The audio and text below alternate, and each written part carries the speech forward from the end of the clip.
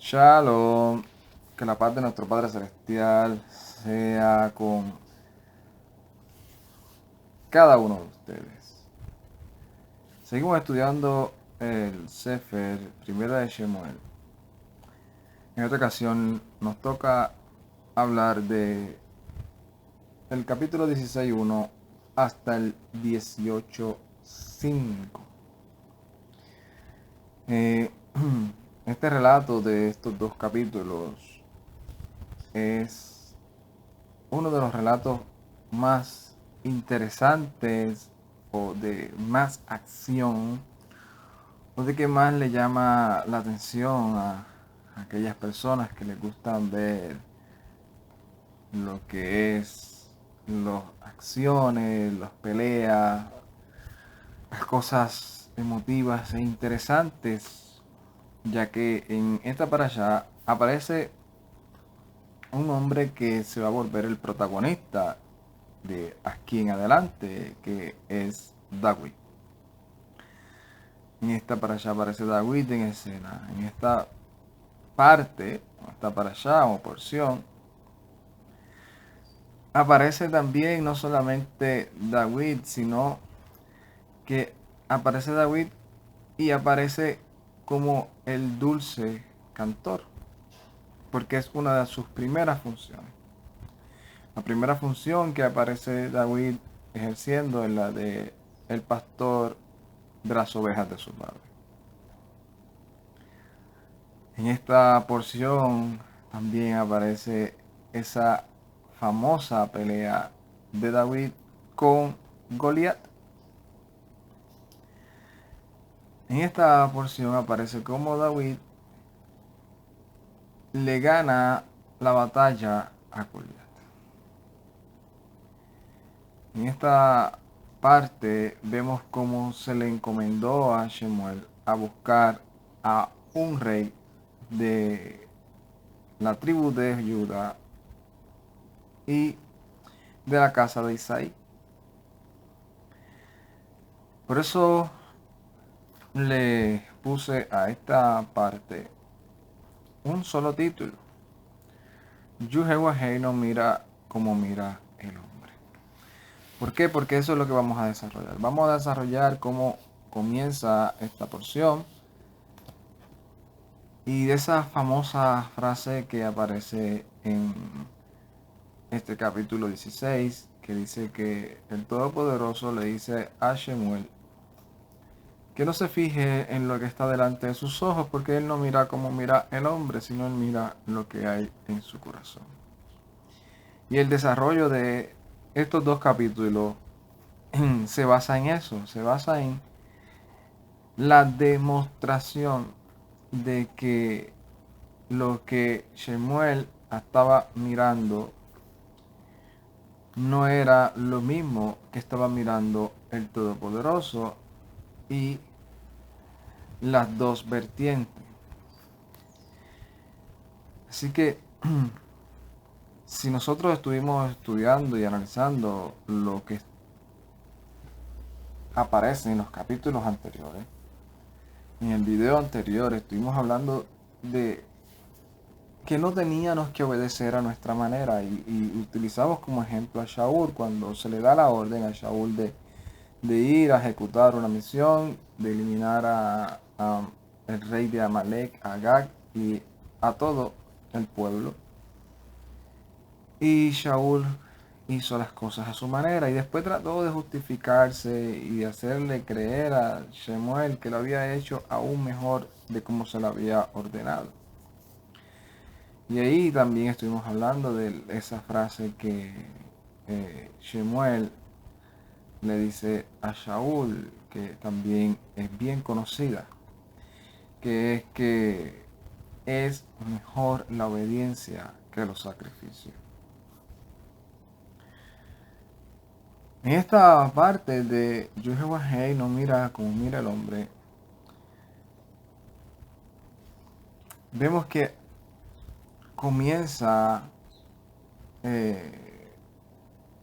este capítulo 16 con una escena en donde después que Shemuel tiene que darle la orden, la palabra, el mensaje a Shaul, de que ya no solamente su reinado no va a estar para siempre, sino también que él, directamente él, ha sido desechado del reinado. O sea, que no contara con que su reinado iba a terminar en Shalom. Shemuel fue el hombre que se encargó de buscar el primer rey de Israel. Y Shemuel fue el que se le dio la palabra por medio del Padre de ungir a Shaul. Shemuel fue el que vio los primeros pasos de Shaul y se alegró y se gozó de cómo Shaul comenzó a reinar. Y el mismo Shemuel fue el que se le encargó de decirle a Shaul que ya no iba a ser más rey. Pero no se puede negar que había una afinación o un apego de Shemuel hacia Shaul de aprecio, de cariño, de amor y de verlo con el ojo bueno de pensar que Shaul en algún momento podía cambiar y que el Todopoderoso le podía dar la oportunidad de volver a comenzar y a rectificar las cosas que había hecho equivocadas. Sin embargo, el Todopoderoso le dijo a Shemuel que ya no había oportunidad. Y así es que aparece o comienza el capítulo 16, en el verso 1, cuando dice que Shemuel estaba rogando ante el Todopoderoso por la vida de Shaul. Y el Eterno le dice: ¿hasta cuándo vas a seguir rogando por Shaul? ¿Hasta cuándo? Es una frase famosa que dice Ad matai. ¿Hasta cuándo? Me acuerdo que un hermano del cual aprecio y amo mucho, estábamos comenzando a estudiar la escritura y a comenzar a hablar un poco de lo que era el idioma en hebreo, y cuando hablábamos de la escritura del cual salíamos edificados, se le quedó pegado a veces esta frase y cuando estaba por momentos así jocosos, de momento decía Ad matai, ¿hasta cuándo? ¿Hasta cuándo va a pasar esto? Y aquí aparece esa frase, Ad matai. Yehová le dice a Shemuel, Ad matai, ¿hasta cuándo? ¿Hasta cuándo tú vas a seguir rogando? ¿Hasta cuándo vas a rogar y vas a lamentar a Shaul? Si yo lo he rechazado para que reine sobre Israel. Y ahí entonces le da la orden: ve, toma tu cuerno, llénalo de aceite y ve a la casa de Isaí y vete y unge a uno rey para mí. Shemuel, entendiendo que se le dio la orden de rechazar a Shaul y que obviamente en su último encuentro pareciera, o ya Shemuel sabía que Shaul y el pueblo estaban en una situación de tensión en que ya el profeta y el rey están en controversia porque el rey no quiso seguir la orden. El profeta tuvo que ir a ejecutar la orden, que así fue que se termina el capítulo 15, cuando Shemuel llama a Gad y él mismo es el que tiene que ejecutar la misión que se le dio a Shaul a que hiciera.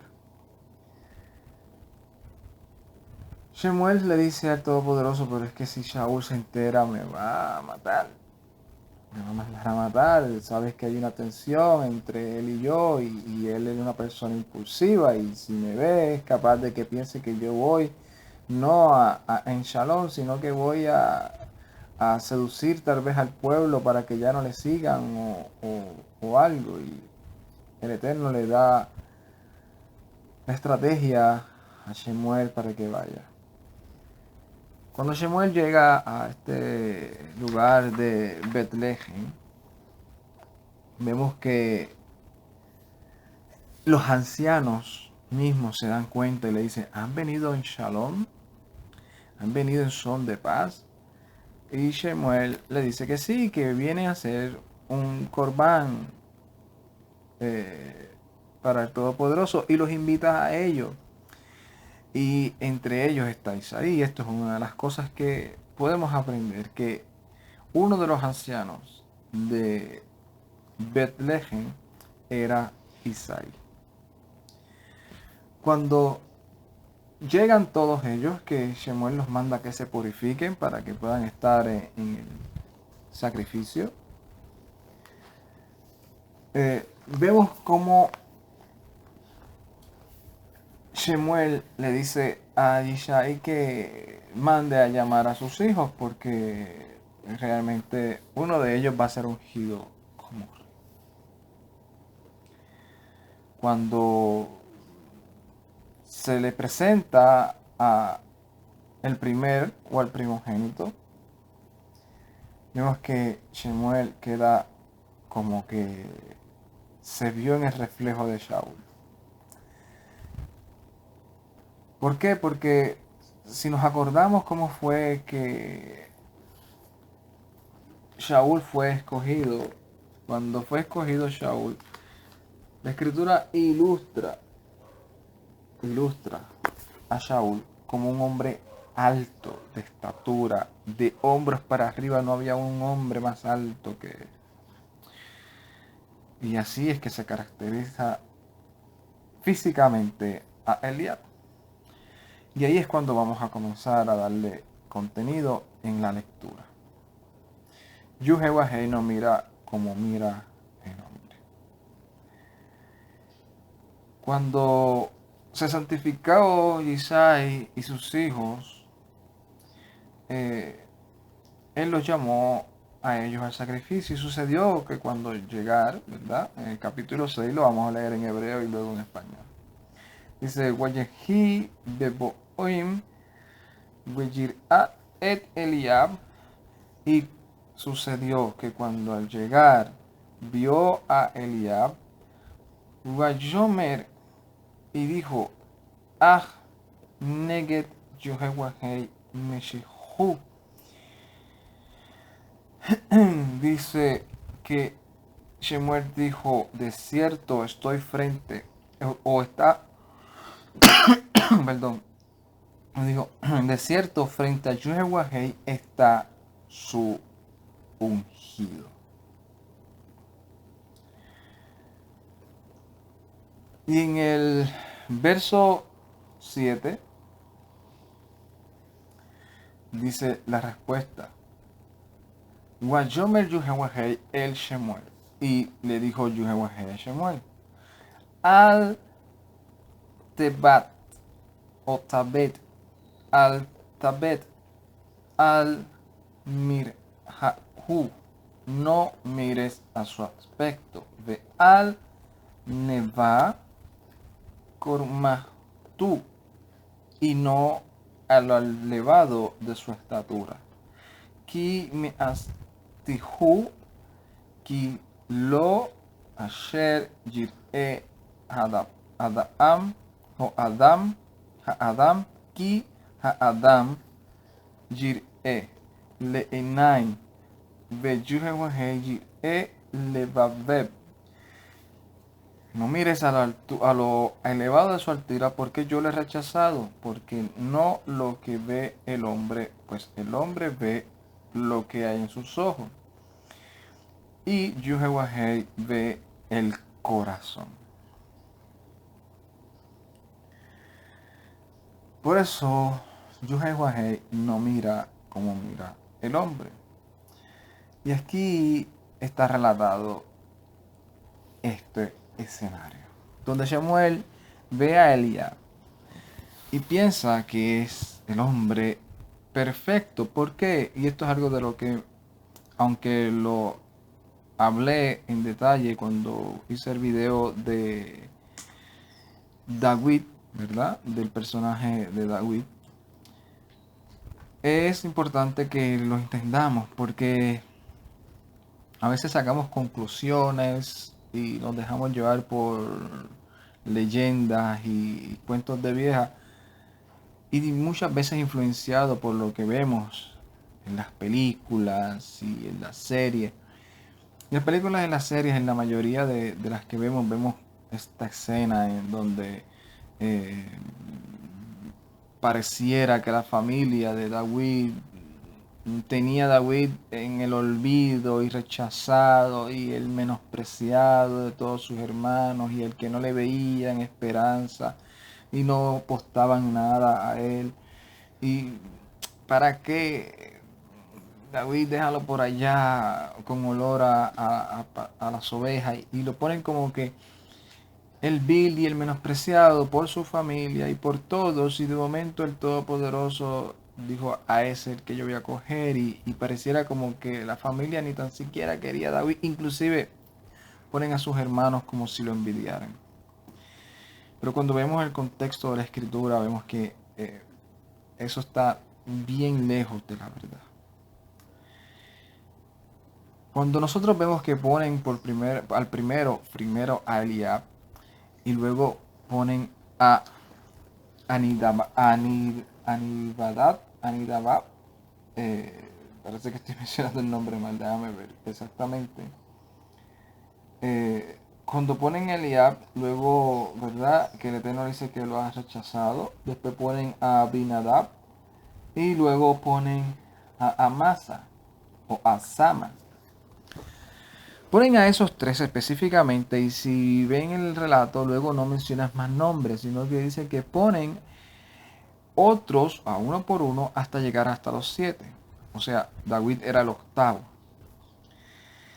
¿Por qué menciona específicamente estos tres nombres? ¿Por qué? Porque eran los conocidos. ¿Por qué eran los conocidos? Porque eran los mayores. ¿Y por qué eran los conocidos y los mayores? Porque eran los tres que estaban ejerciendo un servicio militar. Un ejercicio que fueron, si nosotros vemos en este mismo relato, más adelante, vamos a leer cuando, o poder leer cuando dice que Isaí tenía 7 hijos más David 8, y que los primeros 3, el mayor, Eliab, Abinadab y Sama, siguieron a Shaul, que por lo consiguiente, pues al ellos 3 seguir a Saúl, eran los de más posibilidades a los ojos de Shemuel y a los ojos de Isaí a ser el que podía ser ungido. ¿Por qué? Por la experiencia militar de ejercer, por su edad, que ya eran mayores, por todas las características que el hombre mira y que Shemuel se estaba dejando llevar por eso. Y ahí es donde viene la contestación de que el Todopoderoso le dice, no mires a su apariencia porque yo los he rechazado, porque yo miro lo que hay en el corazón. Y más adelante está esa, se puede decir, esa contestación directa que se le da a Samuel de lo que el Eterno vio y lo que Samuel no vio. Si nosotros vemos cuando vemos lo que aparece en el capítulo 17, en el verso 8, vemos algo que Shemuel no estaba viendo y que el Todopoderoso lo comenzó a relatar. En el capítulo 17, en el verso 8 de este mismo relato, vemos que a David se le envía a llevarle alimento a sus hermanos a la batalla, en donde fueron a la batalla, y a buscar una prenda en que diera testimonio de que ellos estaban vivos y llevársela a su padre Isaí. En ese relato, previo a ese relato, vemos que se escoge a David, se escoge a David como el ungido. ¿Por qué David fue el último en presentarse a Samuel? Esto es algo también importante de aclararlo y voy a hacer un paréntesis que también lo hablé en el personaje de David. David no era porque era el flacucho, débil, que no podía con nada, él no. Simplemente David no tenía la edad para ejercer en el servicio militar, primero. Y porque era el menor. Y si nosotros vemos el relato de la escritura, en todas las familias que aparecen en la escritura, siempre, para no ser tan, el 99% de los hijos menores eran los que se dedicaban al pastoreo, al servicio de pastorear, al cuidar el ganado de la familia.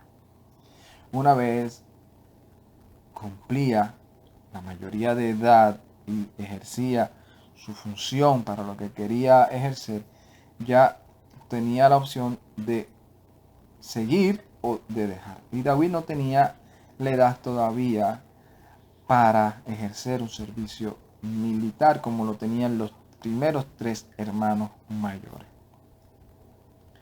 Pero no era porque era flaco, no era porque era debilucho, no era porque era el menospreciado. Inclusive, cuando se coge a David para que le vaya a tocar a Shaul, vemos cómo se caracteriza o cómo estas personas que le presentan a Shaul a David, le presentan las características a Shaul de David. Y cuando le presentan las características, no le presentan como un hombre debilucho, ni como un flacucho, ni como nada por el estilo. Nosotros vemos que se le presenta a David de esta manera. Vamos a buscarlo aquí para presentarse. En el capítulo 16, en el verso 17 al 19 aproximadamente, dice de la siguiente manera: Voyomer Shaul el Hababdu Ra'a Nali Ish Mixtib Lenagen Hadidi Ohtem Elai. Y dijo Shaul a sus servidores: Mira, les ruego que busquen para mí un hombre que toque, o traer para que toque para mí. Ve'ain Aher Mehonarim. Y le dijeron unos muchachos: Yomer ne Raiti ben le Isai. Y aquí nosotros hemos visto un hijo de Isaí de Beit Halehemí, de un Bejelamita. Yodá Naged, que sabe tocar. Unedbor o Benibor Jail, y es un hombre valiente, con fuerza. De Ish Milhamá, y un hombre de guerra. Univen e inteligente de palabras. De Ish Ta'at, y un hombre de belleza. De Yuhewahei Imo, y Yuhewahei está con él.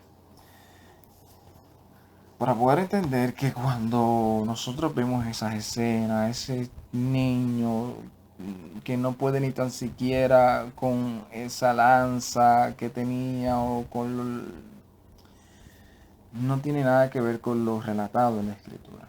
La escritura relata a un hombre valiente un hombre de guerra, un hombre inteligente en palabra y que el Todopoderoso estaba con él.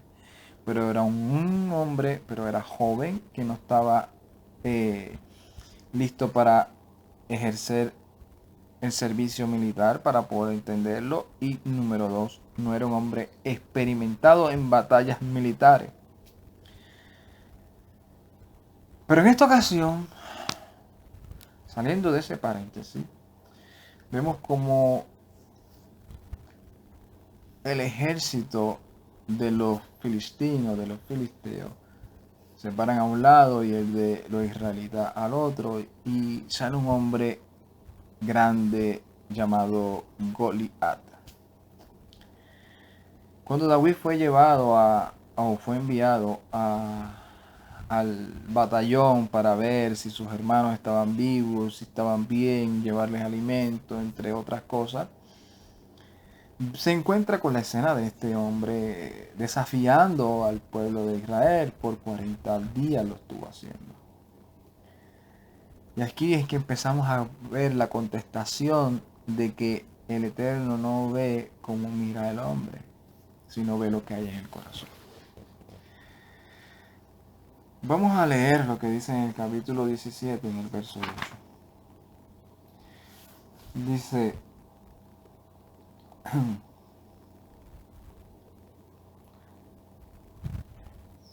de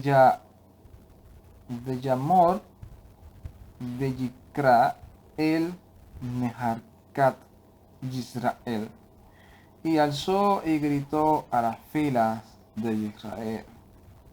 Vayomer Lahem, y les dijo a ellos: Lama taxiu leaden o leadej milhama. Y dijo a ellos: ¿por qué salen para disponer la batalla? Halú anoji hafilisti, ¿acaso yo no soy filisteo? Ve atem, ve adim le Shaul, y ustedes no son servidores de Shaul. Maru lahem ish veyader elai, escojan a un hombre para que baje hacia mí. Y Yahal lehalhem, y que sea capaz de luchar a ti conmigo. Vejahanani vejiinei o vejinu o vejainu. Y si me vence, nosotros seremos nosotros seremos su ser, le seremos para ustedes le abadim, siervos de Ani Ojal.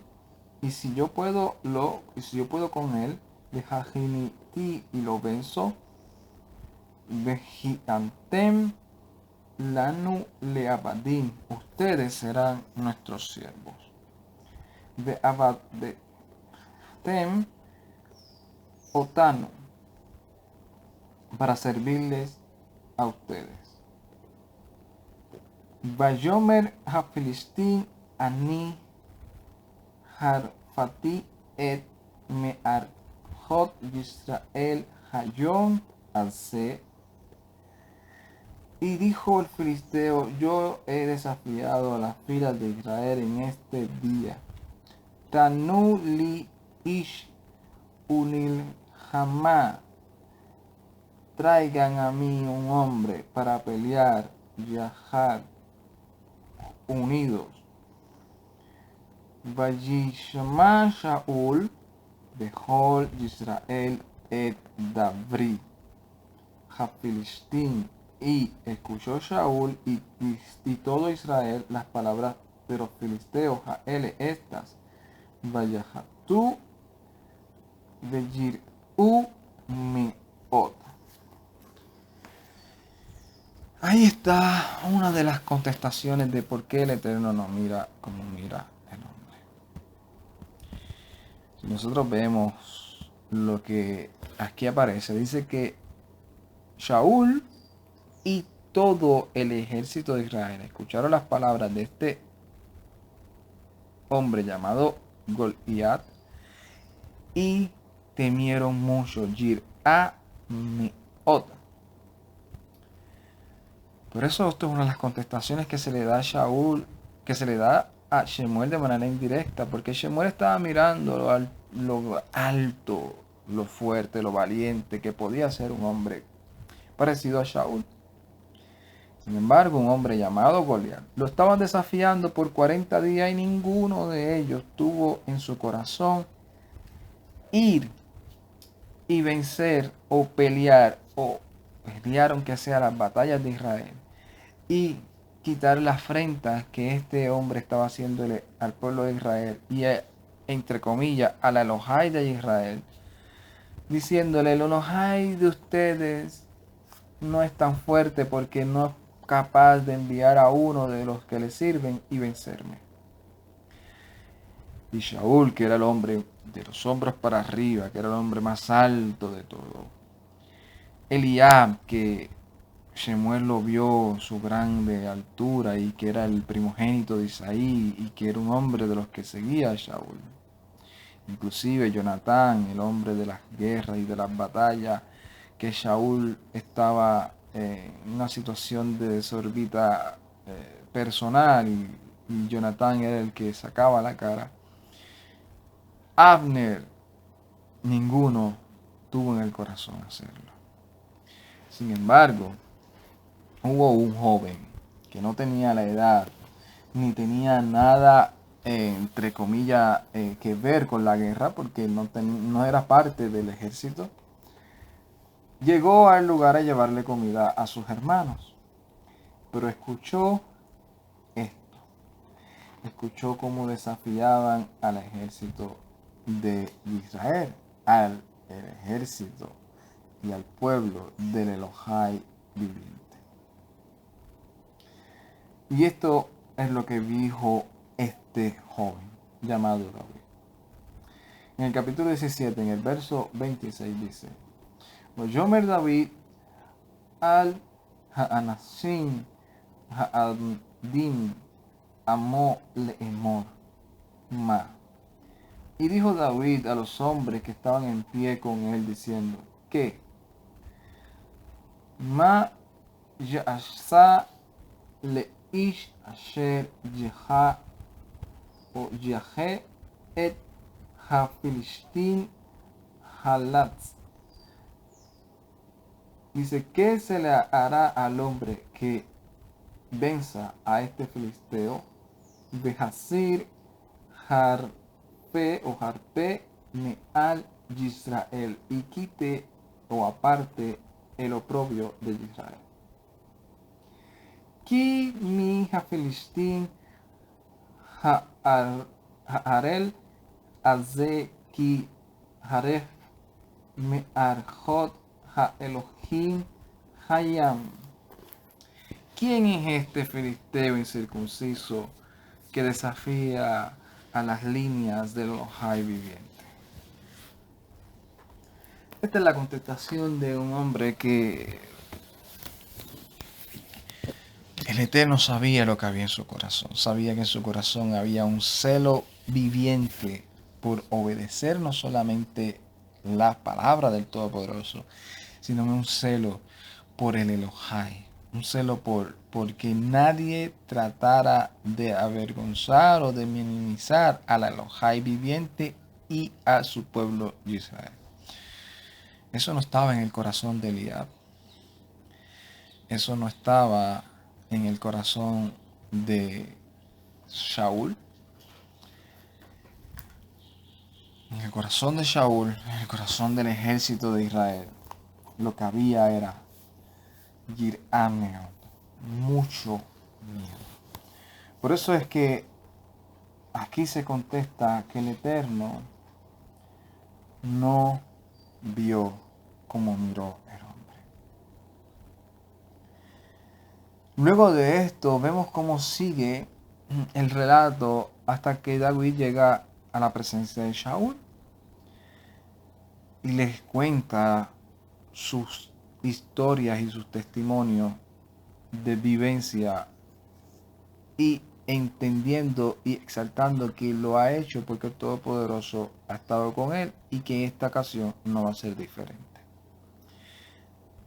Entendiendo el paréntesis que estuvimos hablando de que David no era un hombre ni pequeño, ni era un hombre debilucho, ni era el niño mimado o el niño menospreciado, sino era un hombre de estatura, un hombre ya desarrollado, pero que no era joven, no era una persona capaz en el punto de vista de los ojos como miran el hombre, no era un hombre experimentado en guerra. Saúl le dice, es que tú no puedes pelear porque tú eres un joven, el hombre es una persona experimentada que ha sido guerrero desde su juventud.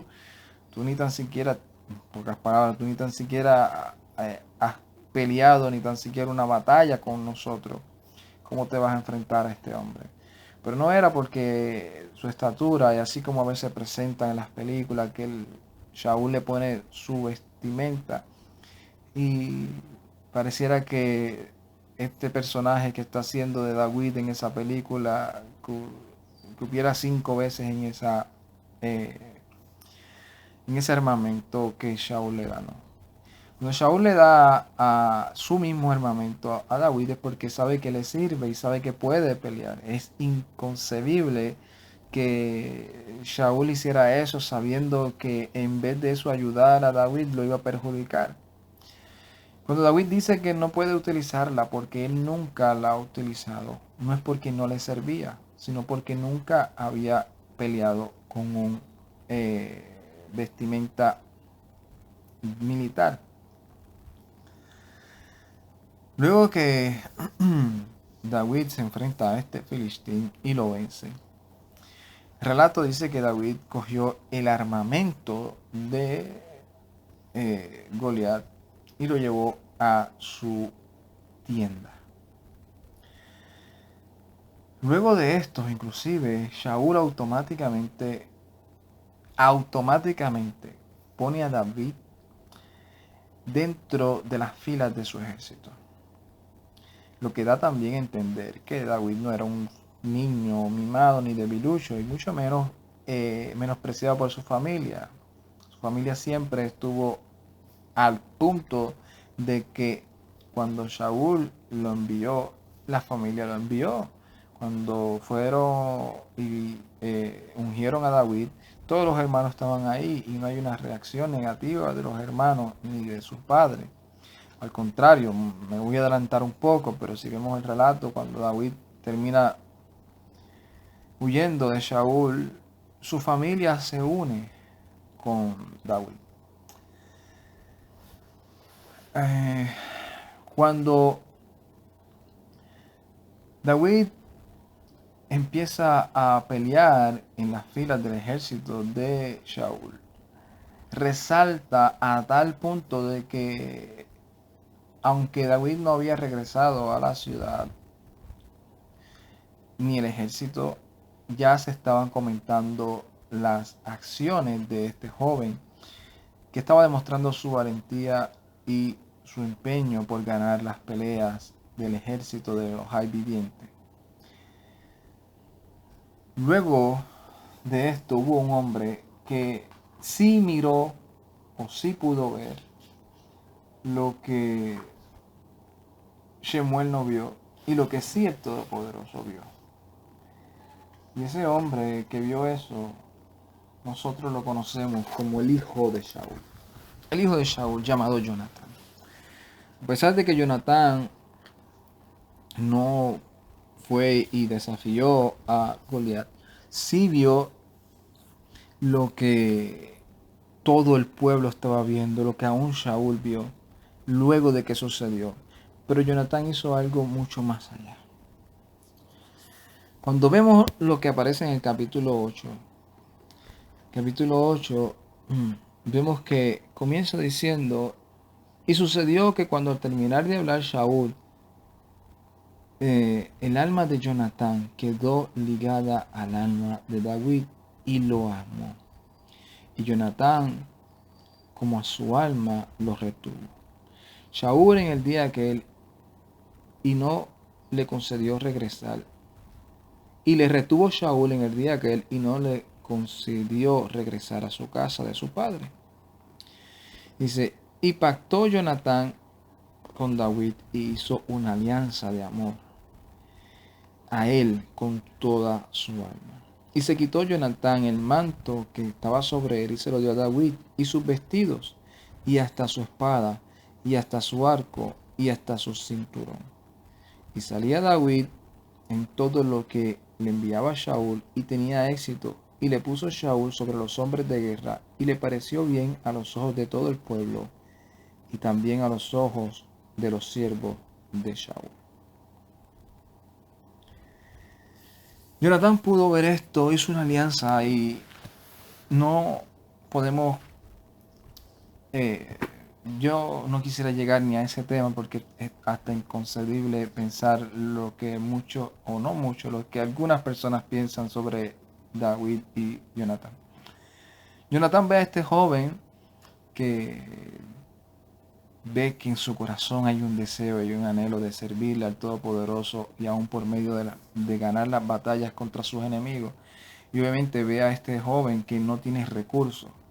Como David en una ocasión se lo dijo a Shaul, ¿y cómo yo me voy a casar con la hija del rey si yo soy un hombre que no tengo ni para la dote de una de sus hijas? Aunque por ley, conforme al juramento de Shaul, tenían que dársela. Y Jonatán, viendo todo este escenario, le da y le suple de lo que tiene, porque Jonatán tal vez tenía 5 y 6 vestiduras más para pelear y 5 y 6 espadas y de todo. Y lo que hizo fue un gesto de agradecimiento y de que estaba viendo realmente que había algo especial en David. Y por eso aparece que amó a David.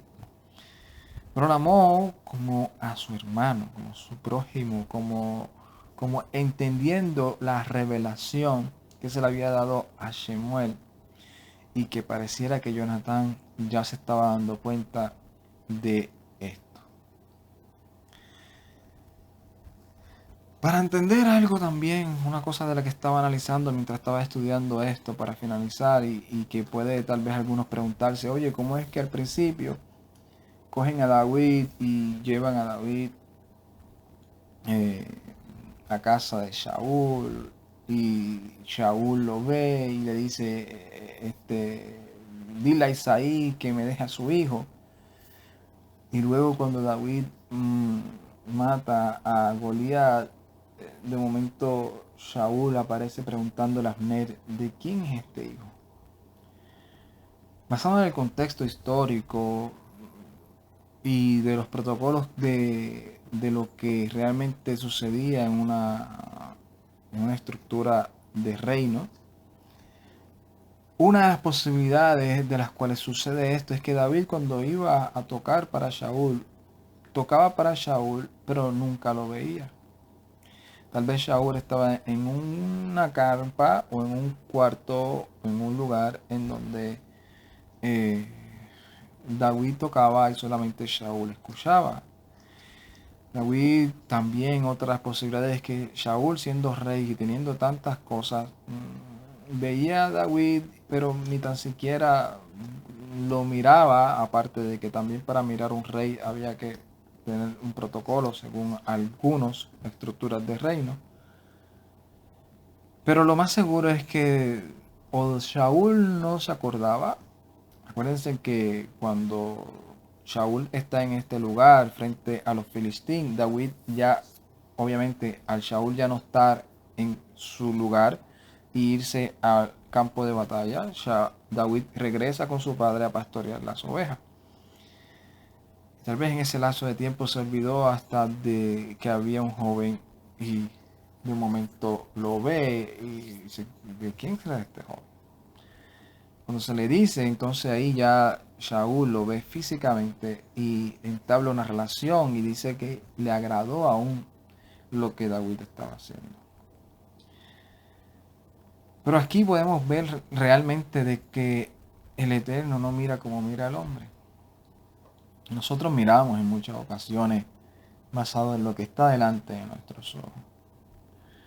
Yo creo que eso es una de las situaciones en las cuales, aun cuando nosotros leemos el libro de Job, Job en una ocasión dice que el Eterno lo libre de que sus ojos vayan a mirar algo incorrecto. Y es una de las tentaciones más grandes que tenemos nosotros cuando empezamos a querer mirar o a dejarnos llevar por lo que está delante de nuestros ojos. Por eso es súper importante que cada uno de nosotros podamos mirar y analizar mucho más allá. ¿Y cómo lo podemos hacer? Sabemos que una de las cosas es la oración, la meditación, la, la, el análisis prudente, ¿verdad? De lo establecido en la escritura hacia lo que estamos viendo.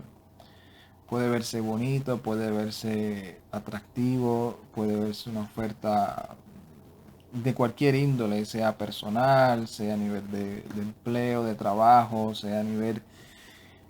Pero si no cumple con los requisitos y nos desvían de lo que realmente nosotros entendemos que es la prioridad, por más apetitoso que se vea, tenemos que entender que no es la voluntad del Creador que nosotros entremos en una situación como esa.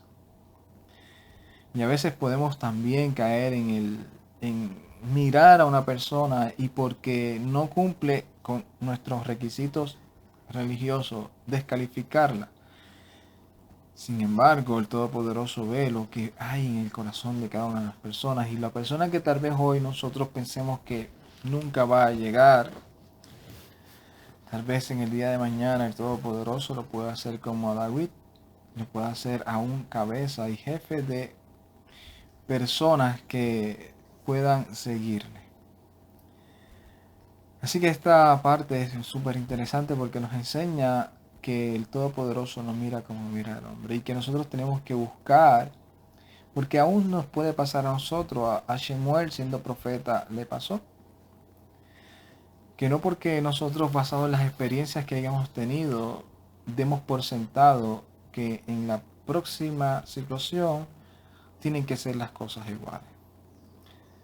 Aquí, en la primera ocasión, cogieron a Shaul, un hombre que ya era un hombre de familia, que tenía hijos, que era joven, pero que ya estaba totalmente capacitado en muchas áreas.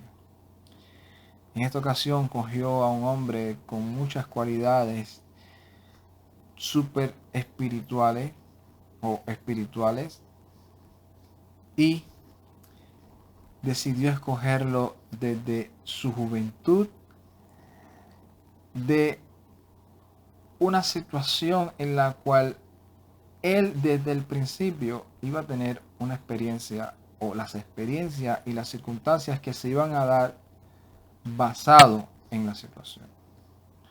David ya había sido ungido como rey, pero iban a pasar muchos años para poder ver esa promesa cumplida.